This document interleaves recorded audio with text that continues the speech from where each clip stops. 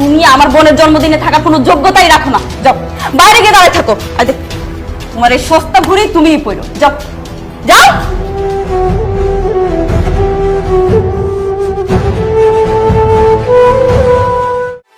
এই তুমি কি পাগল হয়ে গেছো?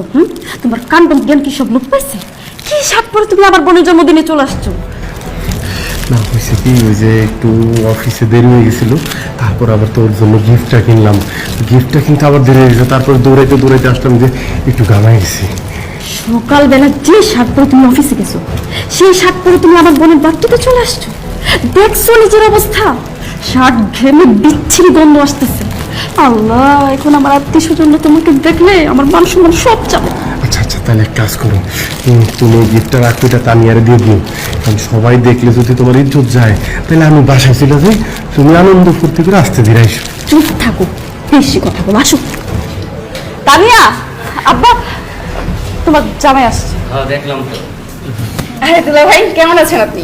খুব ভালো আছি। Happy birthday to you, happy birthday to you my sweet sister. এই যে এইটা তোমার বার্থডে গিফট। থ্যাংক ইউ দুলা ভাই। ফ্রেন্ডস, তোমরা সবাই এদিকে আসো। আমার বড় দুলা ভাই আমাকে একটা আইফোন 15 প্রো ম্যাক্স গিফট করছে, আর আমার মেজো দুলা ভাই এই যে একটা গিফট ধরে দিয়েছে, এটা আমি এখন সবার সামনে খুলবো এবং দেখাবো। চলো।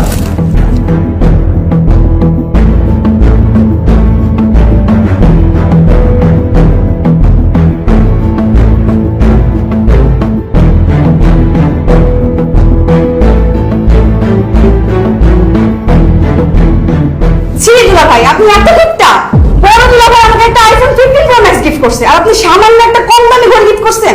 কিছু মনে করো না তানিয়া, তোমার মেজো বোনের জামাই যেরকম ছোট লোক, তার মন মানসিকতা এরকম ছোট্ট, বুঝছো? নয়তো শালীর জন্মদিনে এই 150 টাকা দামের একটা ঘড়ি উপহার দেয়। দুলা ভাই, ঘড়িটার দাম 150 টাকা না, 2000 টাকা। আর রাখো তোমার 2000 টাকা। আমি আমার শালীর 2 লক্ষ টাকা দিয়ে একটা আইফোন গিফট করছি, আর তুমি সামান্য 50,000 টাকা দিয়ে একটা গিফট করতে পারলা না? তুমিও যে কি বলো না, সোনিয়া জামাই কি জীবনে একসাথে 50,000 টাকা দেখছে যে 50,000 টাকা গিফট দিবে? আপা, গিফট তো গিফটই, সেটার দাম 50,000 হইলেই কি 50 টাকা হইলেই কি, মানুষ ভালোবেসে গিফট দিলে সেটার গ্রহণ করতে হয়। তাই বলে কি তোমার আপনি আমাকে এত কম দামে একটা ঘড়ি গিফট করবেন? আমার ফ্রেন্ডের সামনে তো আপনি আমাকে অপমান করলেন। তানিয়া চুপ কর। আমি তখনই বলছিলাম এই ছোট লোকরে বিয়া করিস না। আমার কথা তো তখন শুনিস নাই। এখন দেখলি তো তার মন মানসিকতা কত ছোট। এই স্বামীর এলো তুই যেখানে যাবি ওইখানে তুই অপমান হবি। দেখ, একটা অনুষ্ঠানে আসছে, তাও দেখ পুরান জামা কাপড় গায়ে দিয়ে আসছে, এরপর দেখ শরীর থেকে আসতেছে ঘামের বৃষ্টি গন্ধ। আব্বা, আমার শরীর থেকে তো ঘামের গন্ধ আসবেই, আর আমি সারাদিন যে অমানসিক পরিশ্রম করে আসছি, আর এই শরীরের ঘাম ফালাই দেখেই মাস গেলে কোম্পানি আমার টাকা দেয়, সেই টাকা দিয়ে আমি আমার ঘরে খাবার কিনে নিয়ে যাই। এই যে আমার ঘরে যে আপনার মায়ের যে খাবারটা খায়, সেইটা আমার এই ঘাম জড়ানো টাকা দিয়েই। আমার শরীর থেকে তো ঘাম জড়ানোর গন্ধ আসতেছে, কিন্তু আব্বা আমি তো এখানে একটা অন্য গন্ধ পাইতাছি, অহংকারের গন্ধ, হিংসার গন্ধ, আত্ম অহমিকার গন্ধ। সি আব্বা, সি। চুপ করো। কত বড় সাহস, তুমি আমার আব্বাকে জ্ঞান দিতেছো? ছোট লোক ফকিন্নির বাচ্চা কোথাকার। আমার বোনের জন্মদিনে সস্তা একটা ঘড়ি নিয়ে নাচতে নাচতে চলে আসছো। তোমার কি বুদ্ধি নাই, বিবেক নাই? হ্যাঁ, ছোটবেলা থেকে কি তোমার বাপ মা তোমাকে শিখা নাই কোথায় গেলে কি নিয়ে যেতে হয়? এতগুলো মানুষের সামনে তুমি আমাকে ছোট করছো, আমার বাপের সামনে আমাকে ছোট করছো, আমার দুলাভাইয়ের সামনে আমাকে ছোট করছো। তোমাকে বিয়ে করে আমি আমার জীবনটা নষ্ট করে ফেলছি জানিস? তুমি আমার বোন দুলাভাই বাবার সামনে আমাকে একদম ছোট করে ফেলছো। তুমি আমার বোনের জন্মদিনে থাকার কোনো যোগ্যতাই রাখো না। যাও বাইরে গিয়ে দাঁড়ায় থাকো। আরে তোমার এই সস্তা ঘুরি তুমিই পড়ো। যাও যাও।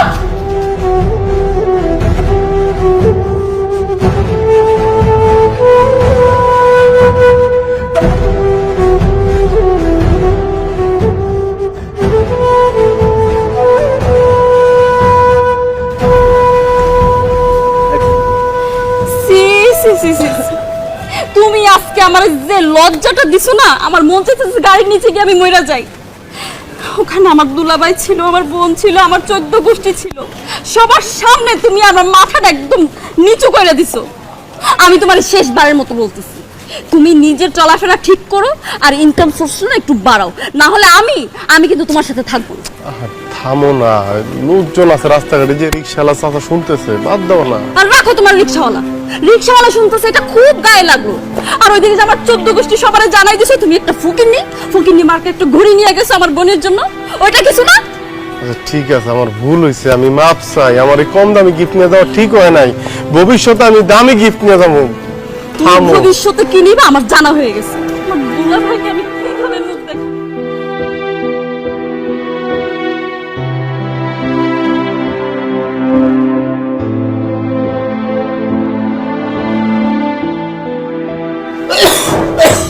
পানিটা খাও। মা, আব্বার কি হয়েছে? আরে সেই দুপুরবেলা থেকে শরীরটা খারাপ। এই তোর অফিস যাওয়ার সময় যে ওষুধ আনতে বলছিলাম, আসোস? আর তোর যে এতবার করে আমি ফোন করলাম, ফোন ধরস না কেন? কথা কস না কেন? ওষুধ আনছোস?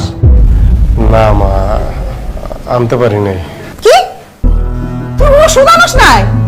আরে ওই ওষুধ খাই নাই দেখে তো তোর বাপের শরীরটা খারাপ। ওষুধ আনস নাই কেন? মা, ওষুধ কিনতে যে টাকাটা লাগবো, ওই টাকাটা জোগাড় করতে পারি নাই। ওষুধ কেনার টাকা জোগাড় করা পারস না বুঝলাম, তা এতক্ষণ কই আসিলি? হ্যাঁ, জামাই বউ দুজন এত রাতে করতে গাইলি? আবার ওই যে সোনিয়ার ছোট বোন আছে না, তানিয়া, ওর জন্মদিন আছিল, ওইখানে গেছিলাম। শালির জন্মদিন পালন করবার গেছিলি? নিশ্চয় খালি হাতে যাস নাই, দামি উপহার নিয়ে তারপরে শালির জন্মদিন পালন করে আসলি। ভালো, বাপের ওষুধ কেনার টাকা তোর পকেটে থাকে না, শালির জন্মদিনের উপহার কেনার টাকা তোর পকেটে ঠিকই থাকে। বাবারে, বিয়া করছ, বউ পাইছ, শ্বশুর পাইছ, শাশুড়ি পাইছ, আমাকেও দিয়ে আর কি দরকার? হ্যাঁ, বউ শ্বশুর শাশুড়ি সবই তোর আপন, আমরাই তোর পর। না আব্বা, না আব্বা, না আব্বা, এই কথা কইও না। এই কথা কইলে আমার কষ্টের আর সীমা থাকবো না আব্বা। এই দুনিয়ায় তো তোমরাই আমার সবচেয়ে আপনজন। আমি তানিয়ার লেগে একটা ঘড়ি কিনা নিয়ে গেছিলাম, ছোট মানুষ তো, খালি হাতে গেলে কষ্ট পাইতো। শালির কষ্টটা দেখলি, অথচ বাপ ওষুধ না খায় যে কষ্ট পাইতাছে, এটা তো চোখে পড়লো না? আনিসের বাপ, তুমি ঠিকই বলছো, আমাকে আনিস আর আমাকে নাই, পর হয়ে গেছে। এই যে বউ এই বাড়িতে আসনের পর থেকে আমার পোলাটারে জাদুটা না কইরা আমাদের কাছ থেকে আলাদা করে ফেলছে। খবরদার, একদম ফালতু কথা বলবেন না। আপনার ছেলে কি লাখ লাখ কোটি কোটি টাকা ইনকাম করে, যে তার টাকার লোভে তাকে আমি জাদু মন্ত্র করে একদম আলাদা করে ফেলবো?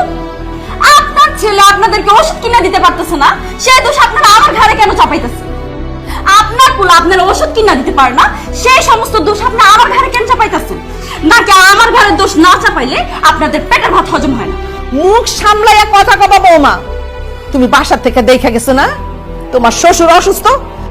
তুমি তো ভালো করেই জানো আমার পোলার হাতে কোনো টাকা পয়সা নেই, তারপরেও আমার পোলারে দিয়ে দামি উপহার কিনায় কেন তোমার বোনের জন্মদিনে নিয়ে গেছো? উপহার, গিফট? আপনার ছেলে একটা কম দামি ঘড়ি নিয়ে গেছে আমার বোনের জন্য, আর সেই ঘড়ি আমাদের বাসার কাজে বুয়ার ওপরে। কাজের মাইয়া না পড়লেও তোমার বইলে ঠিকই করবো।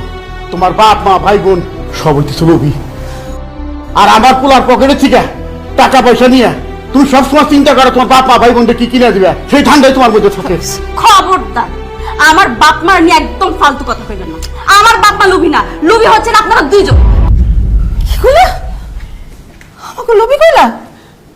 হানিস, তোর সামনে তোর বউ আমাকে এত বড় কথা কইলো, আমাকে লোভী কইলো, তুই কোনো কথা বললি না? তোর বউরে তুই এত ভয় পাস?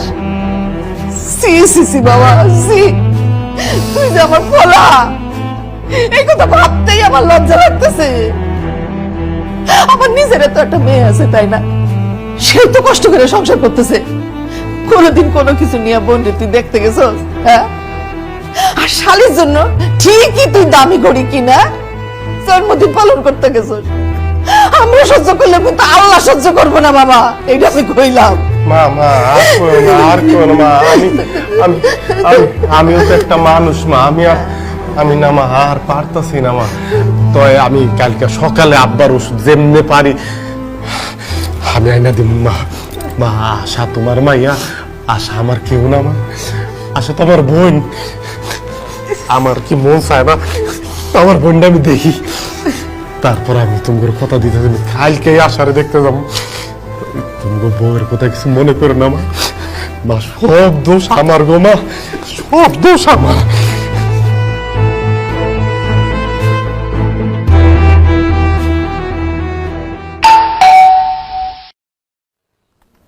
এই অসময় বা কে এলো? একটু পান খাই যাবে, শান্তি নাই। হ্যাঁ আল্লাহ,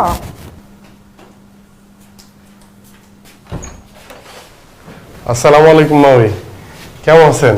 ওয়ালাইকুম সালাম, ভালো আছি। যাও বসো।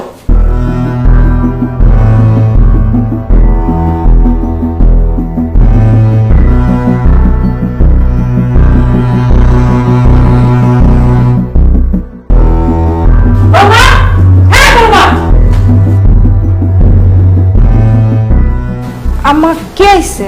তোমার গণধর ভাই। তোমাদের পরিবারটা আগে জানতাম ছোট লোক ছিল, আজকে আবার প্রমাণিত হইলো ওরা আসলে ছোট লোক। আম্মা কি হইছে? আপনি এমনি কথা বলতেছেন না? তোমার সাথে এভাবে কথা বলবো না, কিভাবে কথা বলবো? তোমার ভাই এতদিন পর তার বোনের শ্বশুর বাড়িতে আসছে, মিষ্টি পান সুপারি কিচ্ছু আনে নাই। কি আছে? একটা তরমুজ, ছোট্ট একটা তরমুজ নিয়ে এসছে। ওই তরমুজটা মনে হইতেছে ফুটপাতে থেকে কিনে নিয়ে আসছে। আমরা কি তরমুজ খাই? সে কি জানে না আমরা তো তরমুজ খাই না? সে জানে না তোমার শ্বশুর আমি পান খাই?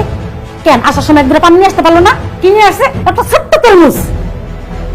আমার পোলা যে তোমাদের বাড়িতে যায়, সে তো মিষ্টি পান সুপারি ফল ফুল সবকিছু নিয়ে যায়, সেগুলো দেখতেও তো শিখা দরকার। যত সব ছোট লোকের সাথে আত্মীয়তা করছি, যা দেখো যা তোমার ভাই কি খাইবে।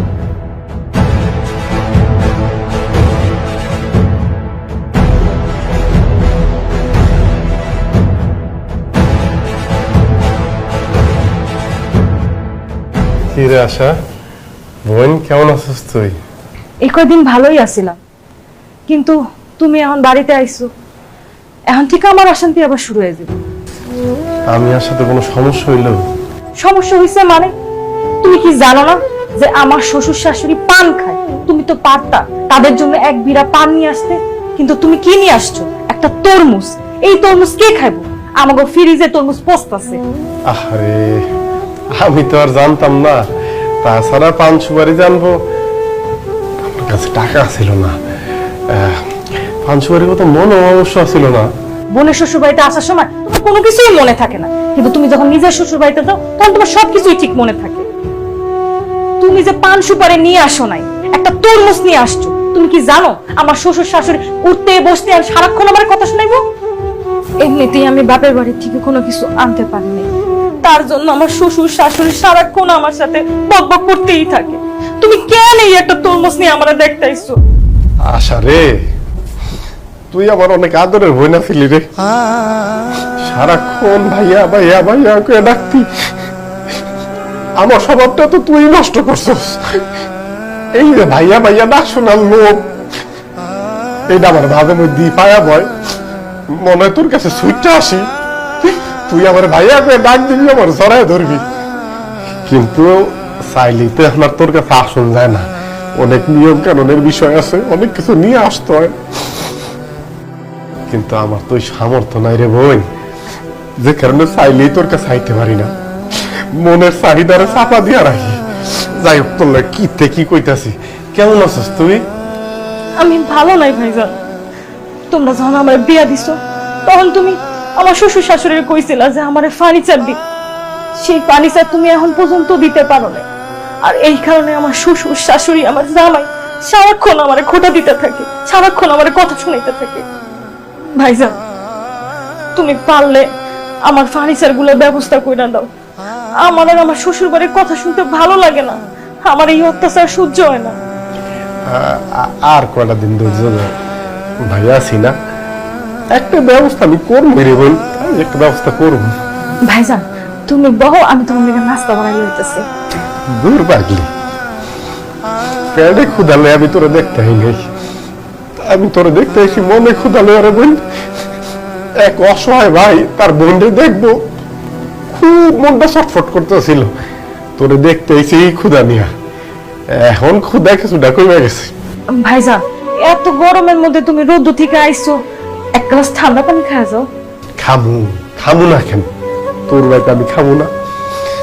আগে ফার্নিচার গুলি দিয়া তোর ঘরটা সাজাই, হাত বইরা পান সুপারি মিষ্টি নিয়ে আসি, একদম কবজি ডুবাই খামু।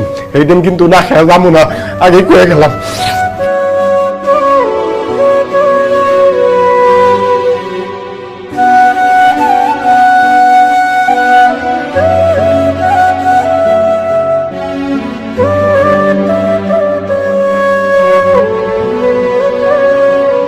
আরে আমি যদি ভুল না করে থাকি তাহলে তুই আনিস, তাই না? হ্যাঁ আমি তো আনিস, কিন্তু আপনাকে তো ঠিক চিনতে পারলাম না। আরে আমার চিনতে পারলি না মানে কেন? আমি তোর বন্ধু, তোর ক্লাসমেট ফারুক। আল্লাহ, কি পরিবর্তন তোর! কি সুন্দর সুন্দর জামা কাপড়, দামি দামি জামা কাপড়। গাড়ি কি তোর নাকি?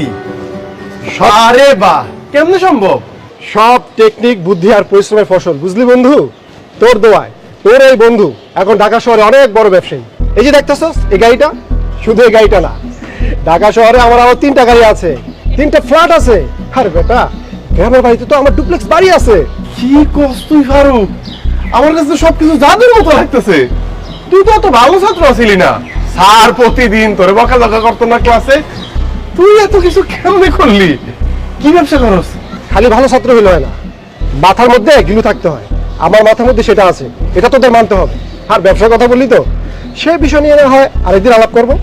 কিন্তু বন্ধু, তোর এই অবস্থা দেখে না আমার খুব কষ্ট লাগতেছে রে। কেন? আর কেন মানি, তুই তো আমাদের কলেজের সবচেয়ে বেস্ট স্টুডেন্ট ছিলি। সবাই কইতো তুই নাকি অনেক মেধাবী, জীবনে অনেক উন্নতি করবি। কিন্তু তোর দেখে তো মনে হইতেছে না তোর কোনো উন্নতি হয়েছে। আগেও গরিব ছিলি, এখন মনে হইতেছে আরো বেশি গরিব হইছস। এই বর দুপুরে বউরে নিয়ে হাইতে যেতেছস, একটা রিক্সা নিতে পারলি না। আর কি করবো, জামা কাপড়ের যে অবস্থা, মনে হয় বউরও একটা জামা কাপড় দিতে পারস না। আচ্ছা যাই হোক, তুই এক কাজ করিস, আমার অফিসে আসিস, আমি তোর জামা কাপড় কিনে দিব না। এখন তোর বউরও ভালো ভালো ড্রেস কিনে দিব, আসিস কিন্তু। না, দরকার নেই। তোর তো ভালো লাগতেছে, তুই অনেক ভালো আছস। আমরাও মাশাআল্লাহ আমগো জায়গায় ভালো আছি।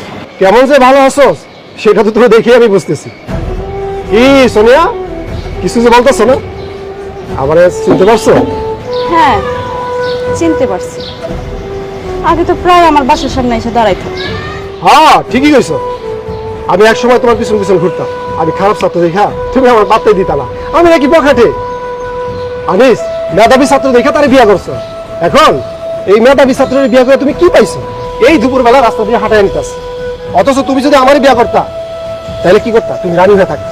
এই যে এসি গাড়ি আছে না, এটা চলতে করতে পারো। অবশ্য কথায় আছে না, মানিকে মানিক চিনে, শুকনা কাঠির টুকরা কখনো মানিক চিনে না। ভাবছিলাম পোশাক আশাক দেখে তোর মধ্যে একটা পরিবর্তন হয়েছে। তোর বাহ্যিক পরিবর্তন হয়েছে ঠিকই, কিন্তু মন মানসিকতার পরিবর্তন হয় নাই। যা সাজ্জা, যা যা। আর শোন, তোদেরকে না এই রাস্তার মধ্যে হাঁটতে দেখে খুবই ভালো লাগতেছে।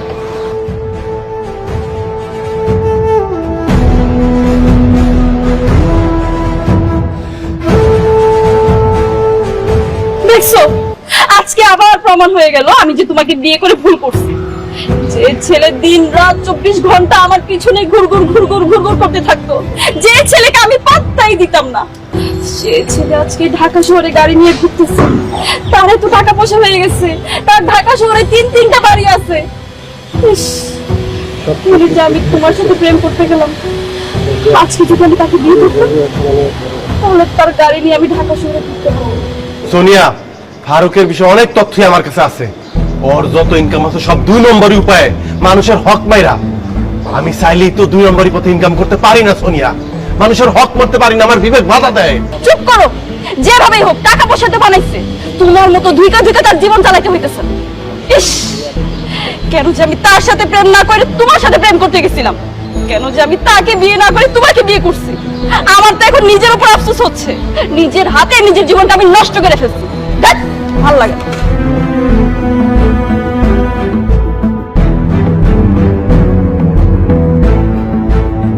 May I coming sir? আরে আনোয়ার সাহেব, আসুন আসুন। কি ব্যাপার, আপনি এই মাছ মুরগি কলা এগুলো নিয়ে অফিসে কেন আসছেন? স্যার, একটু গ্রামের বাড়িতে গিয়েছিলাম, গিয়ে দেখলাম আমার মা মুরগি পালে। আপনি তো আবার দেশি মুরগি পছন্দ করেন, এই জন্য আপনার জন্য 2টা দেশি মুরগি নিয়ে এসেছি স্যার। আর এই যে মাছ স্যার, একদম আমাদের পুকুরের মাছ স্যার, ফরমালিন মুক্ত স্যার। তো চিন্তা করলাম আপনার জন্য ফ্রেশ ফরমালিন মুক্ত মাছ নিয়ে যাই স্যার।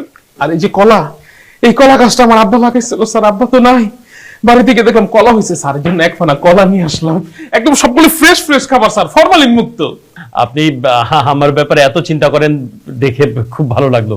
আপনি রাখুন রাখুন, এগুলো ফ্রেশ জিনিস তো, খেতে মজা লাগবে আর কি। রাখুন।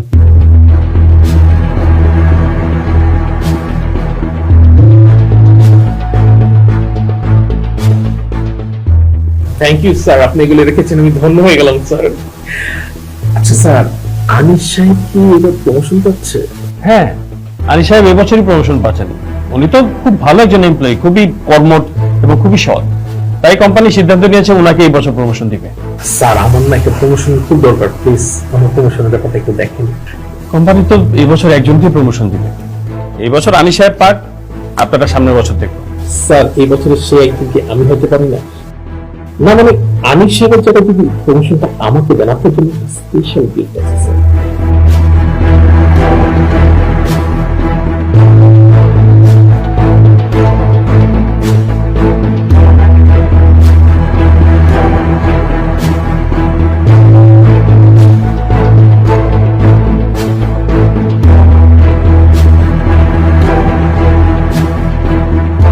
কারণ কোনো সমস্যা নেই, এই বছর আপনারই প্রমোশন হবে। আলী সাহেবের প্রমোশন নেক্সট ইয়ার দেখবো। স্যার আপনি শুধু আনিস সাহেবকে একটু দেখে বলে দেন যে মানে প্রমোশনটা আমার হচ্ছে না। হ্যাঁ হ্যাঁ, আমি এখনই ডেকে বলে দিচ্ছি। আলী সাহেবকে পাঠাবো।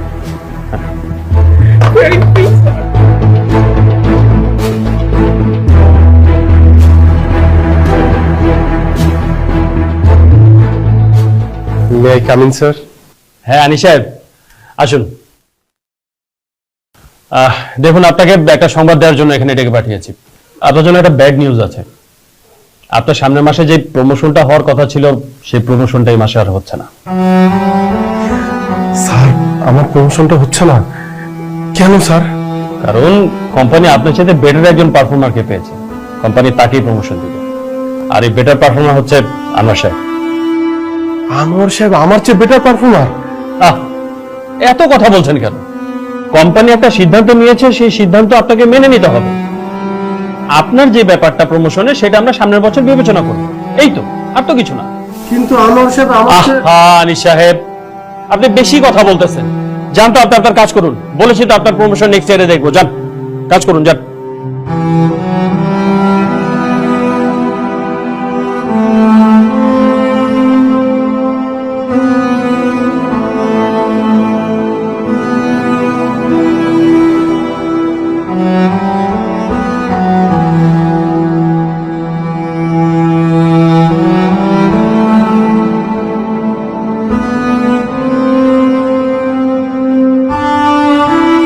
শোনো না আনিস, আমার মোবাইলটা না নষ্ট হয়ে গেছে, চার্জ থাকে না, আর একটু পর পর হ্যাং হয়ে যায়।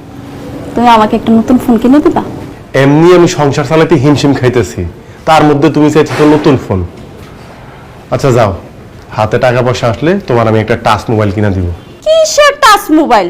তুমি আমাকে আইফোন কিনে দিবা? তোমার কি মাথা ঠিক আছে? আইফোনের দাম জানো? একটা আইফোনের দাম 1.5-2 লাখ টাকা। তাতে কি হয়েছে? আমি তোমার বউ, তোমার বউকে তুমি 1.5-2 লাখ টাকার একটা আইফোন কিনে দিতে পারবা না? না পারি না, আমার সেই সামর্থ্য নাই। যাও সামনে থেকে যাও, খামাখা বিরক্ত করো না তো, যাও। আমি কোথাও যাব না। আমি কোনো কথা বলে তোমার কাছে এখন বিরক্ত লাগে। তুমি কি জানো, পাশের ভাবি, ওনার জামাই ওনাকে 5টা শাড়ি কিনে দিছে, এক একটা শাড়ির দাম 12,000 টাকা, সাথে একটা আইফোনও কিনে দিছে।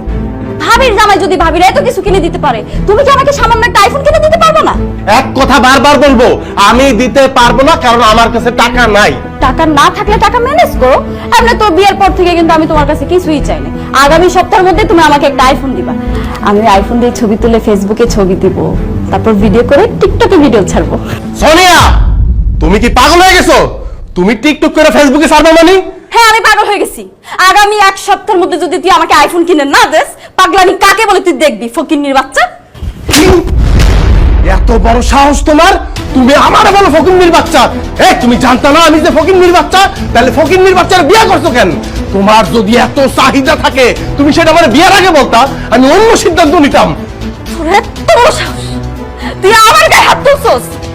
আমি আজকে তোর সংসারের সবকিছু ভাঙিয়ে ফেলবো, সবকিছু ভাঙিয়ে। সোনিয়া সোনিয়া বাড়াবাড়ি হইতেছে কিন্তু কয়ে দিলাম। সোনিয়া এই কি ব্যাপার বৌমা? এই তুমি কি শুরু করছো? বোমা তুমি কি পাগল হয়ে গেছো নাকি? এই জিনিসপত্র ভাঙচুর করতেছো? এই জিনিসপত্র কি তোমার বাপের বাড়িতে আছে নাকি যে জিনিসপত্র ভাঙতেছো তুমি? আপনার ছেলের কত বড় সাহস, সে আমার গায়ে হাত তুলছে। আমার কোনো আবদার, আমার কোনো শখ আহ্লাদ কোনো কিছু সে পূরণ করতে পারে না। এই ফকির, তুই আমার গায়ে হাত তুলছিস না? আমি এক্ষুনি আমার আব্বা আর আমার বড় বোনকে ফোন দিয়া খবর দিতেছি, তারা এসে তোর খবর কেটে ছেড়ে দিবে। যা এক্ষুনি বিচার দে, আর ভয় পাই না। খুব ভয় দেখাইছিস, ফাজিল কোথাকার।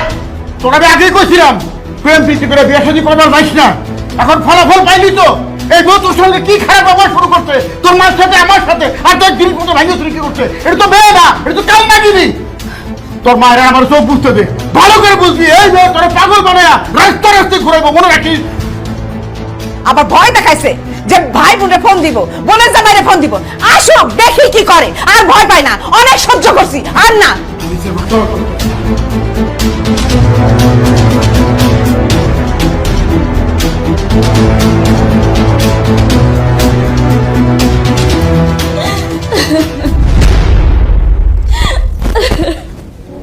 এই মেয়া, কান্নাকাটি বন্ধ কর।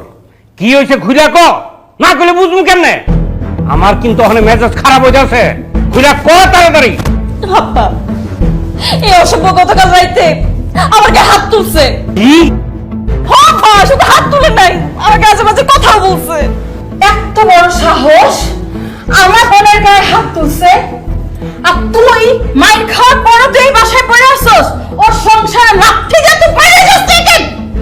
আমি চাই নাই আপু তাকে শাস্তি দেওয়ার জন্য। আব্বা, ও আমার গায়ে হাত তুলছে না, তুমি এটার বিচার করবা। আমি এটার বিচার চাই। আমার মায়ের গায়ে হাত তুলছো না? তোমার নামে আমি নারী নির্যাতনের মামলা দেবো। আপনার নারী নির্যাতনের মামলা করবো না, আমরা কি পয়সা থাকুন নাকি? হ্যাঁ, আরে জামাই তার বউ গায়ে হাত তুলতেই পারে।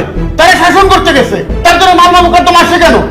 আপনি আইছেন ভালো কথা, আপনি এসে এই সমস্যাটা সমাধান করতে দেবেন তা না, আর আপনি মেয়ের উস্কাই দিতেছেন। আব্বা আব্বা আব্বা আব্বা, আপনারা একটু থামেন। আমি সোনিয়ার গায়ে এমনি এমনি হাত তুলি নাই। আপনারা সোনিয়ারা জিজ্ঞাসা করেন সোনিয়া আমার সাথে কি ব্যবহার করছে। আমার বোনকে কেন জিজ্ঞেস করবে? হ্যাঁ, আমার বোনের কোনো দোষ থাকলে তুমি আমাদের কাছে বিচার দিতা। তুমি কেন ওর গায়ে হাত তুলবা? আর তুমি কি জানো না যে হচ্ছে কি নারীর গায়ে হাত তুলে কাপুরুষরা? হাত তুমি তো একটা কাপুরুষ, এই জন্যই তো আমার বোনের গায়ে হাত তুলছো। হ্যাঁ, ঠিকই কইছেন। আমি তো একটা কাপুরুষই, নাইলে এতদিন ধরে আমি এত কিছু সহ্য করবো কেন? আমার বউ আমার সাথে অন্যায় করছে, আমি তার গায়ে হাত তুলছি। তারপরেও যদি এটা আপনাকে দৃষ্টিতে অন্যায় মনে হয়, তাহলে দেন, আপনারা সবাই মিলে আমার শাস্তি দেন। তোর শাস্তি দিব কেন? তুই যেটা করছস একদম ঠিক করছস। বেশাদ, আপনার মাইয়া আমার পোলারে একটু শান্তি দেয় না। সারাক্ষণ ঝগড়াঝাটি করে, ঘ্যাসর ঘ্যাসর করে, ঘেউ ঘেউ ফেউ ফেউ করে। আর ও তো একটা পুরুষ মানুষ, কতক্ষণ সহ্য করবে? আপনার মায়ারে শাসন করে। আপনার মাইয়াই খারাপ, সবকিছুর নষ্টের মূল আপনার মাইয়া। কি কইলেন আপনি? আমি নষ্টের মূল? আপনি নষ্টের মূল, আপনার ছেলে নষ্টের মূল। আপনি আপনার ছেলেরে কান পড়াবেন আর সে এসে আমার গায়ে হাত তুলে আমার আশেপাশে কথা বলে। আব্বা, আমি তার নামে নারী নির্যাতনের মামলা দিতে চাই। চলো আমার সাথে থানায় চলো। আপা, সোনিয়া সোনিয়া সোনিয়া, এটা নিয়ে আর বাড়াবাড়ি করো না। আমি তোমার কাছে মাপ চাইতেছি, আমার ভুল হয়েছে। তারপরে যদি তোমার মন না বলে আমি তোমার পাও ধরে মাপ চাবো। এরকম কইরো না সোনিয়া, আমি না সহ্য করতে পারতেছি না সোনিয়া, আমি আর সহ্য করতে পারতেছি না। এটা তুই কি করে বাধা? তুই পুরুষের একটা নারীর কাছে ক্ষমা চাইলি? চাইলাম আব্বা, আমি মাপ চাইলাম, কারণ আমি আমার বউর অনেক ভালোবাসি। শেষ দিন পর্যন্ত আমি ওর সাথেই সংসারটা করতে চাই। সংসার এক লগে থাকতে গেলে কাউরে না কাউরে তো ছাড় দিতে হইব আব্বা। ছাড়টা নাইলে আমিই দিলাম।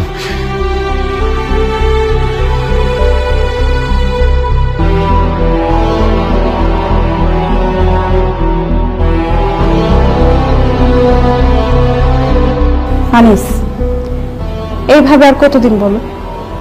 কত বছর হয়ে গেল আমাদের বিয়ে হয়েছে, এখন পর্যন্ত আমাদের একটা বাচ্চা কাচ্চা হলো না। দিন দিন আমাদের বয়স বাড়তেছে না কমতেছে? কবে বাচ্চা নিবা তুমি? আমি বুড়ি হয়ে গেলে? আরে সংসারে যারা আছে তাকে চাহিদা তো পূরণ করতে পারতেছি না ঠিক মতো। এর মধ্যে আরেকটা নতুন মেহমান আসলে তার চাহিদা পূরণ করতে পারবো। তার মানে কি? তুমি কি কোনোদিনও বাচ্চা কাচ্চা নিবে না? বাচ্চা কাচ্চা নিব না এটা তো বলি নাই। প্রত্যেকটা পুরুষের জীবনেই স্বপ্ন থাকে বাপ ডাক শোনার। আমারও সেই তীব্র আকাঙ্ক্ষা আছে, কিন্তু আমার অর্থনৈতিক যে অবস্থা, এই মুহূর্তে যদি বাড়িতে নতুন মেহমান আসে, বাচ্চাটার তো সব চাহিদা আমি পূরণ করতে পারবো না। আমার অর্থনৈতিক অবস্থার একটু পরিবর্তন ঘটুক, ইনশাল্লাহ বাচ্চা কাচ্চা নিব। তুমি যে সৎভাবে চলো, সদা সত্য কথা বলো, এই যুগে এত সৎ থেকে নিজের অবস্থান জীবনও পরিবর্তন করতে পারবা না। শুনো, নিজের অবস্থান পরিবর্তন করার জন্য একটু অসৎ হও, একটু মিথ্যা কথা বলো, একটু চিটারি বাটপারি করো, তাইলে না তোমার অবস্থান পরিবর্তন হবে, তুমি অনেক বড় হতে পারবা। মানে বুঝো না? ওই যে পাশের বাসার ভাবি, সে আমাকে বলছে তার জামাই মাসের বেতন পায় মাত্র 25,000 টাকা, আর ঘুষ পায় 2 থেকে 3 লাখ টাকা। আমি বলি কি আনিস, তুমি ঘুষ নেওয়া শুরু করে দাও, তাইলে তোমার ইনকাম বাড়বে, আমাদের অবস্থানও পরিবর্তন হবে। সোনিয়া, তুমি আমাকে ঘুষ খাইতে বলতেছো? আমি খাবো ঘুষ? এত অবাক হওয়ার তো কিছু নাই, এই যুগে কেউ সাধু না, বুঝছো? সবাই 2 নাম্বারে কাজ করে বড় লোক হইতেছে। আর 25,000 টাকার বেতনের চাকরিতে তুমি তোমার অভাব অনটন জীবনও দূর করতে পারবে না। তোমার ইনকাম বাড়াইতে হবে, আর ইনকাম বাড়ানোর একটাই রাস্তা, তোমার ঘুষ খাইতে হবে। অসম্ভব সোনিয়া, অসম্ভব। পারতপক্ষে আমি কোনোদিন মিথ্যা কথা কই নাই, কারোর সাথে কোনো অন্যায় করি নাই, কারো হক মারি নাই, কোনোদিন একটা ঘুষের টাকা আমি হাত দেই নাই। তুমি কান খুইলা শুনে রাখো, আমার পক্ষে ঘুষ খাওয়া সম্ভব না। আরে বাবা, তোমার ঘুষ খাওয়া লাগবে না তো, তুমি ওই ঘুষের টাকা আমার কাছে এনে দাও, আমি ওই টাকা খরচ করব, আমি আমার সকাল লাভ পূরণ করব। আমার যে দিন দিন বয়স বাড়তেছে, সেদিকে তোমার খেয়াল আছে? আমি কি আমার সকাল লাভ বুড়া বয়সে পূরণ করব? দেখো, আমি কিন্তু তোমাকে সাফ সাফ বলে দিতেছি আনিস, আমি যেভাবে বলতেছি সেভাবে করো, নাহলে তোমাকে আর তোমার সংসার ছাড়তে আমি দ্বিতীয়বার চিন্তা করবো।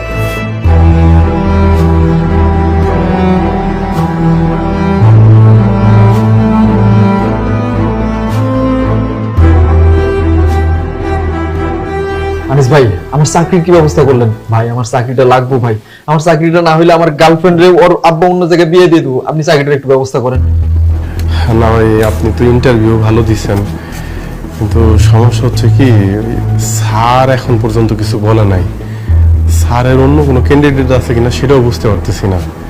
স্যার না বললে তো ভাই আপনার নেওয়া যাইতেছে না। আমি বুঝছি ভাই, আপনার বস কিসের জন্য রাজি হইতেছে না, মনে হয় টাকা লাগবে, তাই না ভাই? টাকা লাগলে আমি টাকা দেবো, তারপর আপনি আমার চাকরিটা দেন। এই যে ভাই, আমি লগে 1 লাখ টাকা নিয়ে আসছি, এই টাকাটা লোন, চাকরিটা হয়ে গেলে আমি আপনার আরো 1 লাখ টাকা দেবো, লোন ভাই। না, কি কোন ভাই, টাকা টুকা লাগবো না, চাকরি হইলে আপনার এমনি হবো, টাকা লাগবে না ভাই, আপনার টাকা নিয়ে যান। ভাই আমি তো আপনার ঘুষ দিতেছি না, আমি খুশি হয়ে দিতেছি, আপনি একটু চাকরির ব্যবস্থা করে দেন ভাই। নিজের অবস্থান পরিবর্তন করার জন্য একটু অসৎ হও, একটু মিথ্যা কথা বলো, একটু চিটারি বাটপারি করো, তাইলে না তোমার অবস্থান পরিবর্তন হবে, তুমি অনেক বড় হতে পারবা। মানে? ওই যে পাশের বাসার ভাবি, সে আমাকে বলছে তার জামাই মাসের বেতন পায় মাত্র 25,000 টাকা, আর ঘুষ পায় 2 থেকে 3 লাখ টাকা। আমি বলি কি আনিস, তুমি ঘুষ নেওয়া শুরু করে দাও, তাইলে তোমার ইনকাম বাড়বে, আমাদের অবস্থানও পরিবর্তন হবে। আনিস ভাই, কি ভাবতেছেন আপনি? লোন না, টাকাটা লোন ভাই, আমার চাকরিটা খুব দরকার, আপনি টাকাটা নিলেই আমার চাকরিটা মনে হয় হয়ে যাবে, লোন না। কেউ জানবো না তো? না ভাই, ভাই আমি আছি, কেউ জানবো না ভাই, আপনি আর আমি ছাড়া কেউ জানবো না, আমি কইলাম লোন। রাখেন রাখেন, আপনি আপনার কাছে জানবো না তো? কেউ জানবো না ভাই, রাখেন ভাই দেখেন ভাই, আমার খালি চাকরিটা লাগবে ভাই। ভাই, আমি জীবনে প্রথম কার কাছ থেকে স্যার, এই যে দেখেন স্যার, স্যার ঘুষ খেয়ে চাকরি দিতেছে মানুষকে, এরকম একবার না স্যার, কয়েকবার সে করছে। আমি তার এই ভোলা ভালা চেহারাটা দেখে মনে হচ্ছে ভালো মানুষ, তাই আমি কিচ্ছু বলিনি স্যার। স্যার, আপনি যখন থেকে আমার প্রমোশন দিচ্ছেন, এরপর থেকে সে ঘুষ খাওয়া শুরু করে দিচ্ছে স্যার। সে আরো কয়েকজনের থেকে ঘুষ নিচ্ছে স্যার, আমি এতদিন লজ্জায় শরমে কিচ্ছু বলি নাই স্যার। সেই যে হালা বলে অসহায়ের মতো চেহারা করে রাখে না, সে আসলে অসহায় না স্যার, ও একটা হটপট চিটার, একটা ঘুষখোর। ও যে এরকম ঘুষ খায় না, যদি এমডি স্যার জানতে পারে, এই অফিসে তো বদনাম হয়ে যাবো স্যার, আপনারা আমার আমাকে সবার চাকরি নিয়ে টানাটা লেগে যাবো। ওরা একটা লাভ দেবেন অফিস থেকে, ভাই করেন না কেন স্যার? স্কাউন্ডাল, ছোট লোক যেন কোথাকার ঘুষখোর, তোর এত বড় সাহস, তুই আমার অফিসে এসে আমার সামনে তুই ঘুষ খাওয়ার চেষ্টা করতেছিস? Sir sir sir sir sir একদম কথা বলবি না, আজকে তোকে আমি জেলের ভাত খাওয়াবো, তোকে পুলিশে দেবো আজকে আমি। আমার মাফ করে দিন স্যার, আমি আর কোনোদিন স্যার, আমি আর কোনোদিন এটাকে স্পর্শ করবো না স্যার, আপনি আমার পুলিশে দিয়েন না স্যার। তোকে আমি জেলের ভাত খাওয়াবোই, তোকে আমি পুলিশে দিবই আজকে। স্যার, আমার বাবা অসুস্থ স্যার, আমার স্ত্রী স্যার, প্রত্যেকটা লোক আমার প্রতি নির্ভরশীল স্যার। স্যার, আপনি যদি ওর পুলিশে দেন স্যার, আমার পরিবার এই সমাজে মুখ দেখাতে পারবে না স্যার। স্যার, আপনি আমার মাফ করে দিন স্যার, আমার একবার সুযোগ দেন স্যার। শুধুমাত্র তোর বাবা মা, তোর ফ্যামিলির কথা চিন্তা করে আমি তোকে পুলিশে দিলাম না, কিন্তু এই অফিসে তুই আর এক মুহূর্তের জন্য থাকতে পারবি না। এই মুহূর্তে আমি তোকে ফায়ার করলাম। Just get out from my office. না স্যার, আপনি এই কাজটা করেন না স্যার। আমার ইনকামের উপর আমার পুরো পরিবার নির্ভরশীল। আমার বাবা মা অসুস্থ স্যার, ওনাদের চিকিৎসা, ওনাদের ওষুধ সব স্যার আমার এই স্যালারি থেকে স্যার। স্যার লোকগুলি না খেয়ে মারা যাবে স্যার, লোকগুলি না খেয়ে মারা যাবে স্যার।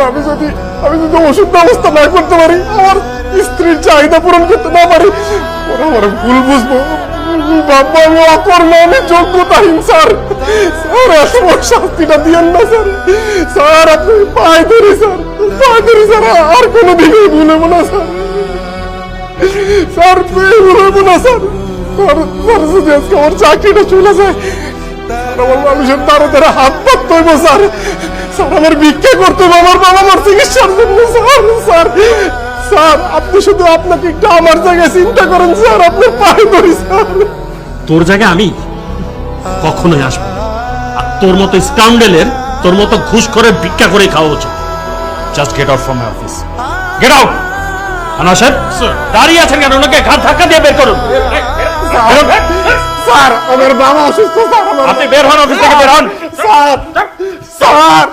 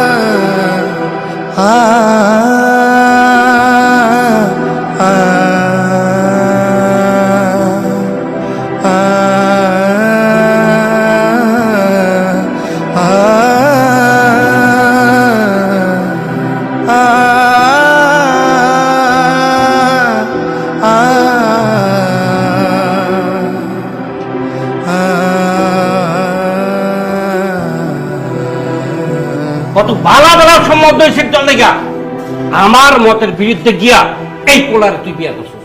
কইছস হ্যাঁ নাকি সবচেয়ে বেশি যোগ্য পুরুষ। এখন কেমন যোগ্য পুরুষ প্রমাণ পাইছস?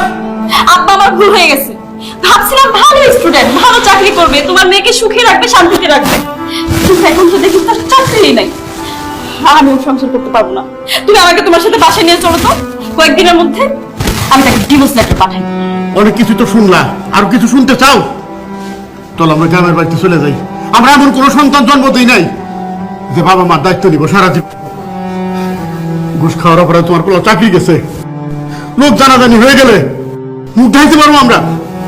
এই তুই কেমন পুরুষ রে? তোর জন্ম দিকে আমরা পাপ করছি?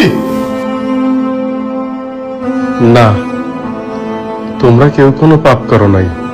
পুরুষ হয়ে জন্ম নেওয়াটাই আমার আজন্মের পাপ ছিল। তবে এই দেশে আমার মতো পাপীর সংখ্যা হাজারে হাজারে, লাখে লাখে। এরা সবাই মানব সন্তান হয়ে জন্মাইছে ঠিকই, কেউ পুরুষ হয়ে উঠতে পারে নাই। আর পুরুষ হয়ে না ওঠার যন্ত্রণা যে কত কঠিন, কত ভয়াবহ, প্রতিনিয়ত হারে হারে টের পাই। কারণ পুরুষের সাফল্যের ভাগ সবাই নিল, ব্যর্থতার ভাগ তো কেউ নিতে চায় না। কারণ সবাই মনে করে পুরুষ জন্মগ্রহণ করছে পরিবারের অন্যান্য সদস্যদের চাহিদা মেটানোর জন্য। অনেকে ভুলেই যায় পুরুষ নামক মানুষটার মধ্যেও একটা মন আছে, একটা হৃদয় আছে, হৃৎপিণ্ড নামক একটা বস্তু আছে। প্রিয়জনের কথার আঘাতে সেই হৃৎপিণ্ডটা না কাইপা ওঠে। ভুলা যাইবই না কেন কম? কারণ পুরুষ তো কখনো কারো প্রিয়জন হয়ে উঠতে পারে না। সব সময় পুরুষ প্রয়োজনই কাজে লাগে। জানো সোনিয়া, পুরুষ মানুষ সবসময় চোখ দিয়ে কান্না করে না, মুখ দিয়েও আত্মনাদ করে না। পুরুষের মন কান্দে, হৃদয় আর্তনাদ করে, পুরুষ আবার সেই আর্তনাদ বুকের মধ্যেই চাপ দিয়ে ধরে রাখে, যাতে প্রিয়জনরা না শুনতে পারে। যদি কষ্ট পায়,